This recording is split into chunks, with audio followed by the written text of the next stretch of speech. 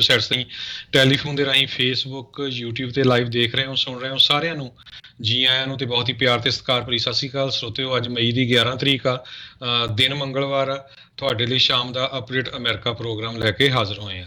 Programme ਦੀ ਸ਼ੁਰੂਆਤ ਜਿਹੜੀ ਹਰਜੋਤ ਸਿੰਘ ਜੀ ਕਰਦੇ ਹਾਂ। ਖਬਰਾਂ ਦੀ ਜਿਹੜੀ ਗੱਲਬਾਤ ਦੇ ਵਿੱਚ ਸ਼ੁਰੂਆਤ ਕਰਦੇ ਜਾਈਏ ਤਾਂ ਅੱਜ ਜਿਹੜੇ NRA ਨੂੰ ਜਿਹੜਾ ਆ ਉਹਨਾਂ ਨੇ ਬੈਂਕਰਪਸੀ ਦਾ ਕੇਸ ਜਿਹੜਾ ਚੱਲ ਰਿਹਾ ਸੀਗਾ, ਉਸ ਦੇ ਵਿੱਚ ਫੈਡਰਲ ਜੱਜ ਨੇ ਕਿਹਾ ਵੀ ਤੁਸੀਂ ਬੈਂਕਰਪਸੀ ਜਿਹੜੀ ਉਹ ਫਾਈਲ ਨਹੀਂ ਕਰ ਸਕਦੇ। ਇਹ ਇੱਕ NRA ਦੇ ਲਈ ਜਿਹੜਾ ਝਟਕੇ ਵਰਗੀ ਜਿਹੜੀ ਹੈ ਉਹ ਗੱਲ ਆ।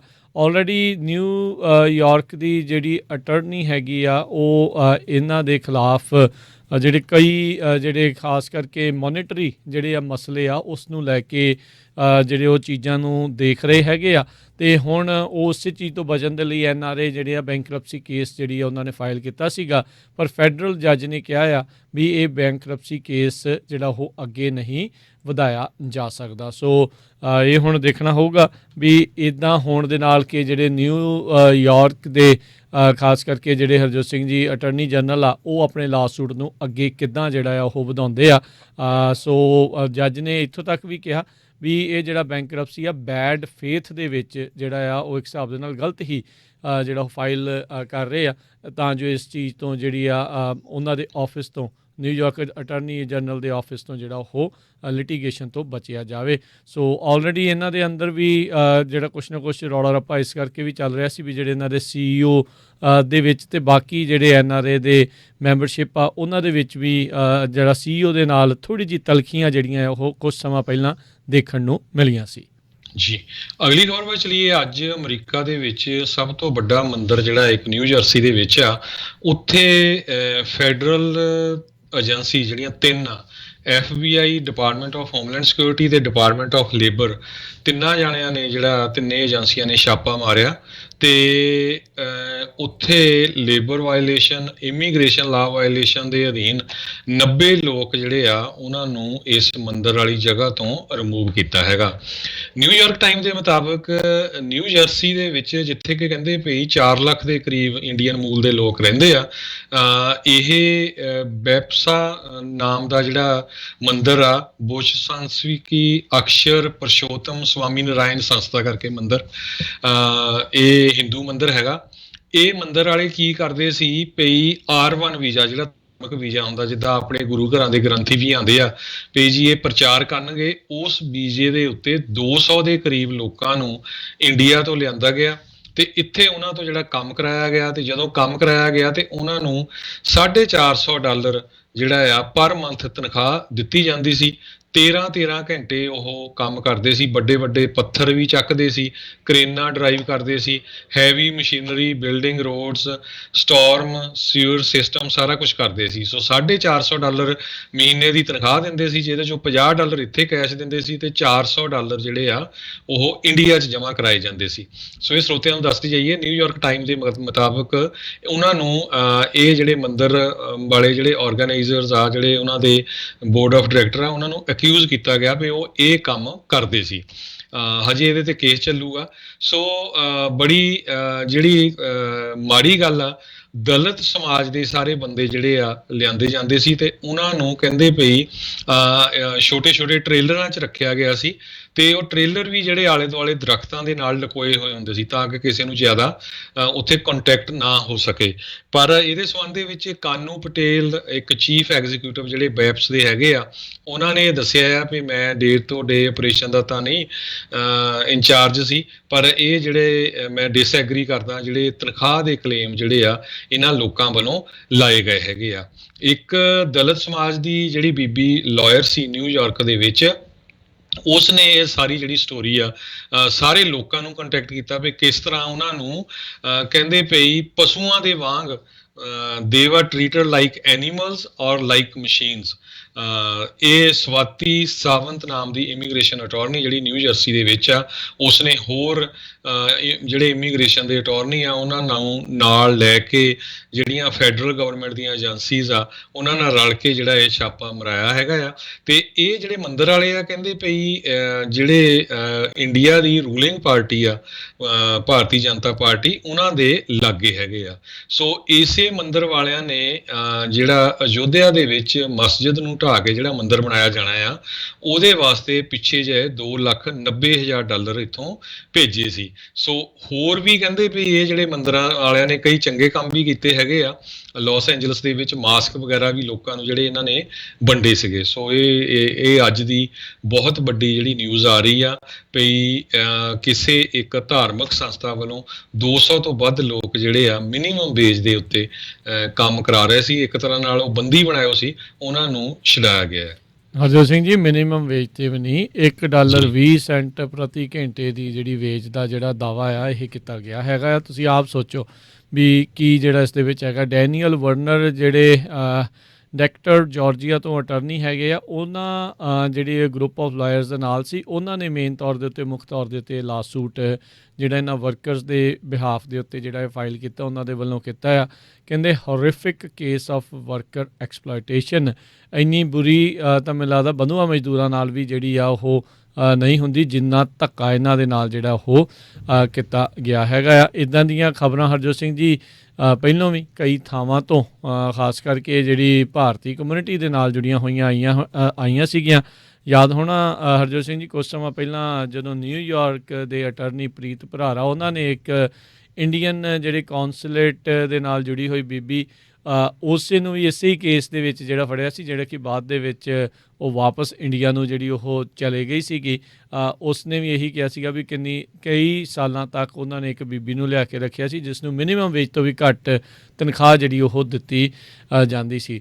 ਸੋ ਬਹੁਤ ਸਾਰੀਆਂ ਜਿਹੜੀਆਂ ਇਸ ਦੇ ਵਿੱਚ ਅਣਗਹਿਲੀਆਂ ਦਾ ਦਾਅਵਾ ਜਿਹੜਾ ਆ ਇਹ ਜਿਹੜੇ ਵਕੀਲ ਆ ਉਹਨਾਂ ਨੇ ਹੁਣ ਕੀਤਾ ਹੈ। ਸੋ ਇਹ ਹੁਣ ਵਰਕਰਸ ਇਹ ਸਾਰੀਆਂ ਚੀਜ਼ਾਂ 'ਤੇ ਜਿਹੜੇ ਵਕੀਲ ਆ ਇਹ ਦਾਅਵੇ ਨੂੰ ਅਦਾਲਤ ਵਿੱਚ ਪੇਸ਼ ਕਰਨ ਦੇ ਵਿੱਚ ਸਾਬਤ ਕਰਨ 'ਚ ਕਾਮਯਾਬ ਹੁੰਦੇ ਆ। ਅਤੇ ਇੱਕ ਬਹੁਤ ਵੱਡਾ ਜਿਹੜਾ ਧੱਬਾ ਆ ਇਸ ਸੰਸਥਾ ਦੇ ਲਈ ਜਿਹੜਾ ਹਰਜੋਤ ਸਿੰਘ ਜੀ ਹੋਊਗਾ। ਰੋਬਿਨਜ਼ ਵਿਲ ਦੇ ਵਿੱਚ ਇਹ ਜਿਹੜਾ ਆ ਇਹ ਮੰਦਰ ਜਿਹੜਾ ਉਹ ਸੀਗਾ BAPS ਵਾਲਿਆਂ ਦਾ। ਸੋ ਫੋਰਸਡ ਲੇਬਰ ਅਤੇ ਲੇਬਰ ਨੂੰ ਲੈ ਕੇ ਆਪਾਂ ਨੂੰ ਪਤਾ ਆ ਵੀ ਅਮਰੀਕਾ ਦੇ ਵਿੱਚ ਕਾਫੀ ਜ਼ਿਆਦਾ ਸਖਤ ਅਤੇ ਬਹੁਤ ਵੱਡੇ ਜਿਹੜੇ ਜੁਰਮਾਨੇ ਆ ਅਤੇ ਸਜ਼ਾਵਾਂ ਜਿਹੜੀਆਂ ਬਾਅਦ ਦੇ ਵਿੱਚ ਉਹ ਹੁੰਦੀਆਂ ਹੈਗੀਆਂ ਨੇ ਜੀ। ਸੋ ਬਿਲਕੁਲ, ਸੋ ਇਹ ਬਹੁਤ ਵੱਡਾ ਜਿਹੜਾ ਇੱਕ ਤਰ੍ਹਾਂ ਦੇ ਨਾਲ ਫਰੋਡ ਹੀ ਆਪਾਂ ਕਹਿ ਸਕਦੇ ਹਾਂ, ਅਤੇ ਜਿਹੜੀ ਲੇਬਰ ਐਕਸਪਲੋਇਟੇਸ਼ਨ ਦਾ ਕੇਸ ਹੈਗਾ ਆ। ਫਰੋਡ ਤੋਂ ਵੀ ਹਰਜੋਤ ਸਿੰਘ ਜੀ ਤਾਂ ਹੀ ਦੀ ਇਹ ਜਿਹੜੀ ਗੱਲ ਆ ਵੀ ਇਨਸਾਨੀ ਕਦਰਾਂ ਕੀਮਤਾਂ ਨੂੰ ਜਿਹੜਾ ਭੁਲਾ ਕੇ ਉਹਨਾਂ ਨੂੰ ਜਿਹੜਾ ਇੱਕ ਹਿਸਾਬ ਦੇ ਨਾਲ ਗੁਲਾਮਾਂ ਵਾਂਗੂ ਹੀ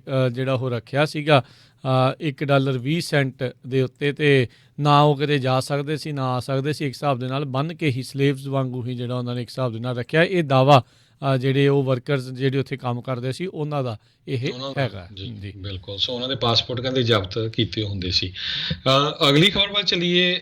ਜਿਹੜੀ ਗੈਸ ਨੂੰ ਲੈ ਕੇ ਆਪਾਂ ਗੈਸੋਲੀਨ ਦੇ ਸੰਬੰਧ ਦੇ ਵਿੱਚ ਪਿਛਲੇ ਦਿਨਾਂ ਤੋਂ ਖਬਰਾਂ ਸਾਂਝੀਆਂ ਕਰਦੇ ਆ ਰਹੇ ਆ ਵੀ ਹੋ ਸਕਦਾ ਗੈਸ $5 ਗੈਲਨ ਵੀ ਚਲੇ ਜਾਵੇ ਸਮਰ ਦੇ ਵਿੱਚ, ਪਰ ਸਾਊਥ ਈਸਟ ਕੋਸਟ ਦੇ ਵਿੱਚ 1000 ਤੋਂ ਵੱਧ ਅੱਜ ਜਿਹੜੇ ਗੈਸ ਸਟੇਸ਼ਨ ਆ ਉਹ ਬਿਨਾਂ ਗੈਸ ਤੋਂ ਹੋ ਗਏ ਹੈਗੇ। ਈਵਨ ਕੋਸਕੋ ਵਰਗੇ ਵੀ ਜਿਹੜੇ ਸਟੋਰ ਦੇ ਗੈਸ ਸਟੇਸ਼ਨ ਸੀ ਉਹ ਬੰਦ ਹੋ ਗਏ, ਉਹਨਾਂ ਦੇ ਕੋਲ ਗੈਸ ਹੈ ਨਹੀਂ, ਕਿਉਂਕਿ ਕਲੋਨੀਅਨ ਪਾਈਪਲਾਈਨ ਜਿਹੜੀ ਇੱਕ ਬਹੁਤ ਵੱਡੀ ਫਿਊਲ ਪਾਈਪਲਾਈਨ ਹੈਗੀ USA ਦੇ ਵਿੱਚ, ਜਿਹੜੀ 45% ਈਸਟ ਕੋਸਟ ਦੇ ਵਿੱਚ ਜਿਹੜੀ ਗੈਸ ਨੂੰ ਵਰਤਿਆ ਜਾਂਦਾ ਉਹ ਇਸ ਪਾਈਪਲਾਈਨ ਦੇ ਥਰੂ ਆਉਂਦੀ ਆ।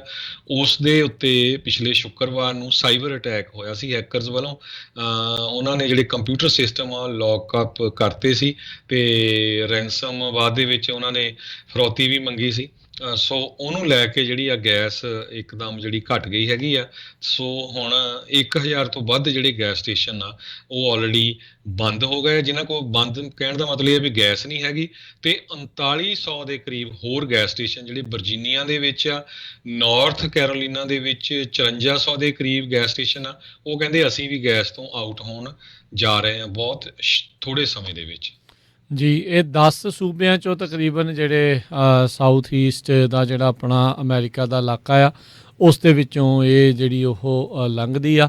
ਸੋ ਕਾਫੀ ਵੱਡੀ ਜਿਹੜੀ ਸਮੱਸਿਆ ਜਿਹੜੀ ਆ ਕਲੋਨੀਅਲ ਪਾਈਪਲਾਈਨ ਦੇ ਉੱਤੇ ਜਿਹੜੇ ਸਾਈਬਰ ਅਟੈਕ ਤੋਂ ਬਾਅਦ ਜਿਹੜੇ ਬੰਦ ਹੋਈ ਆ ਉਸ ਦੇ ਕਰਕੇ ਜਿਹੜੀ ਹੋਈ ਆ। ਸੋ ਕਿਤੇ ਖਬਰ ਆ ਰਹੀ ਸੀ ਵੀ ਸ਼ਾਇਦ ਪਹਿਲੇ ਫੇਜ਼ ਦੇ ਵਿੱਚ ਥੋੜ੍ਹੀ ਬਹੁਤੀ ਕਈ ਥਾਵਾਂ ਦੇ ਉੱਤੇ ਜਿਹੜਾ ਉਸ ਨੂੰ ਚਾਲੂ ਕਰਨ 'ਚ ਜਿਹੜਾ ਕਾਮਯਾਬ ਹੋਇਆ, ਪਰ ਓਵਰਆਲ ਜਿਹੜਾ ਹਾਲ ਦੀ ਘੜੀ ਜਿਹੜਾ ਇਹ ਕੰਮ ਠੱਪ ਹੀ ਹੈਗਾ ਆ।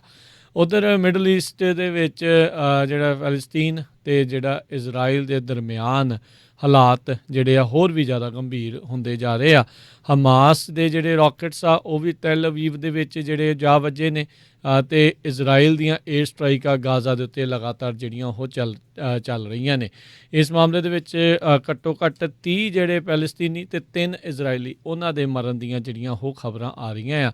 ਜੈਰੂਸਲਮ ਡੇ ਦੇ ਇਰਦ ਗਿਰਦ ਅਤੇ ਜਿਹੜੇ ਰਮਦਾਨ ਦੇ ਮੌਕੇ ਦੇ ਉੱਤੇ ਚੱਲ ਰਹੇ ਇਹ ਉਹਨਾਂ ਦੇ ਜਿਹੜੇ ਹੁੰਦੇ ਆ ਰੋਜ਼ੇ, ਉਸੇ ਦੌਰਾਨ ਇਹ ਜਿਹੜੀ ਕਨਫਰੰਟਰੇਸ਼ਨ ਆ ਇਜ਼ਰਾਈਲੀ ਪੁਲਿਸ ਅਤੇ ਪੈਲਸਤੀਨ ਦੇ ਡੈਮੋਸਟ੍ਰੇਸ਼ਨ ਦੇ ਦਰਮਿਆਨ ਜਿਹੜੀ ਹੋਈ ਸੀ, ਜਿਹੜੀ ਵੱਧਦੀ ਹੁਣ ਏਅਰ ਸਟ੍ਰਾਈਕਸ ਤੱਕ ਜਿਹੜੀ ਉਹ ਪਹੁੰਚ ਚੁੱਕੀ ਹੋਈ ਆ। ਅੱਜ ਬਰਨੀ ਸੈਂਡਰਸ ਨੇ ਵੀ ਜਿਹੜਾ ਟਵੀਟ ਜਿਹੜੇ ਇਸ ਦੇ ਉੱਤੇ ਕੀਤੇ ਆ ਵੀ ਅਮਰੀਕਾ ਨੂੰ ਤੁਰੰਤ ਸੀਜ਼ ਫਾਇਰ ਜਿਹੜੀ ਆ ਇਸ ਦੇ ਉੱਤੇ ਕਰਵਾਉਣੀ ਜਿਹੜੀ ਉਹ ਚਾਹੀਦੀ ਆ, ਨਹੀਂ ਤਾਂ ਹਾਲਾਤ ਬਹੁਤ ਜ਼ਿਆਦਾ ਜਿਹੜੇ ਉਹ ਅੱਗੇ ਵਿਗੜ ਸਕਦੇ ਨੇ। ਸੋ ਇਹ ਹੁਣ ਦੇਖਣਾ ਹੋਊਗਾ ਹਰਜੋਤ ਸਿੰਘ ਜੀ ਵੀ ਇਹ ਸ਼ਾਂਤੀ ਜਿਹੜੀ ਉਹ ਬਣਦੀ ਆ ਕਿ ਨਹੀਂ। ਉੱਧਰ ਨੇਤਨਯਾਹੂ ਆਪਣੀ ਕੁਰਸੀ ਜਿਹੜੀ ਆ ਉਹ ਖੁੰਝਣ ਦੀ ਕਗਾਰ ਦੇ ਉੱਤੇ ਹੈਗਾ ਆ, ਕਿਉਂਕਿ ਉਸ ਦੇ ਜਿਹੜੇ ਨਾਲ ਵਿਰੋਧੀ ਪਾਰਟੀ ਜਿਹੜੇ ਦੂਜੀ ਪਾਰਟੀ ਵਾਲੇ ਸੀ ਉਹਨਾਂ ਨੂੰ ਜਿਹੜੀ ਸਰਕਾਰ ਬਣਾਉਣ ਦਾ ਮੌਕਾ ਜਿਹੜਾ ਉਹ ਹੁਣ ਮਿਲ ਰਿਹਾ ਆ, ਅਤੇ ਦੂਜੇ ਪਾਸੇ ਇਹ ਹੁਣ ਇਸ ਟਾਈਮ ਇਹ ਕਨਫਰੰਟਰੇਸ਼ਨ ਜਿਹੜੀ ਆ ਉੱਧਰਲੇ ਪਾਸੇ ਜਿਹੜਾ ਓਫੈਂਸਿਵ ਆ ਉਹਨਾਂ ਦਾ ਹੋਰ ਲਗਾਤਾਰ ਤੇਜ਼ ਹੋ ਰਿਹਾ ਹੈਗਾ ਆ। ਕਹਿੰਦੇ ਆ ਵੀ ਡੈਥ ਟੋਲ ਕਾਫੀ ਰਾਈਜ਼ ਆ ਰਹੀ ਆ, ਜਿਹੜੀ ਕਿ ਕੈਲੀਫੋਰਨੀਆ ਦੇ ਵਿੱਚ ਕੈਲੀਫੋਰਨੀਆ ਦੇ ਗਵਰਨਰ ਗੈਬਨ ਨਿਊਸਮ ਹੋਣਾ ਨੇ ਅਨਾਊਂਸ ਕੀਤਾ ਹੈ ਵੀ ਜੂਨ 15 ਨੂੰ ਜਿਹੜਾ ਕੈਲੀਫੋਰਨੀਆ ਦੇ ਸਾਰੇ ਬਿਜ਼ਨੈਸਸ ਐਜ਼ ਰੈਗੂਲਰ ਜਿੱਦਾਂ ਪਹਿਲਾਂ ਸੀ ਕਰੋਨਾ ਵਾਇਰਸ ਤੋਂ ਪਹਿਲਾਂ ਉਸ ਤਰ੍ਹਾਂ ਓਪਨ ਹੋ ਜਾਣਗੇ। ਕੈਲੀਫੋਰਨੀਆ ਸੈਕਟਰੀ ਆਫ ਹੈਲਥ ਤੇ ਹਿਊਮਨ ਸਰਵਿਸਿਜ਼ ਦੇ ਡਾਕਟਰ ਮਾਰਕ ਗੈਲੀ ਜਿਹੜੇ ਆ ਉਹਨਾਂ ਨੇ ਵੀ ਇਹ ਕਿਹਾ ਵੀ ਜਿਹੜੀਆਂ ਟੀਅਰ ਰਿਸਟ੍ਰਿਕਸ਼ਨਸ ਹੈਗੀਆਂ ਆ ਉਹਨਾਂ ਨੂੰ ਅਸੀਂ ਜੂਨ 15 ਨੂੰ ਖਤਮ ਕਰਨ ਜਾ ਰਹੇ ਹੈਗੇ ਜੀ।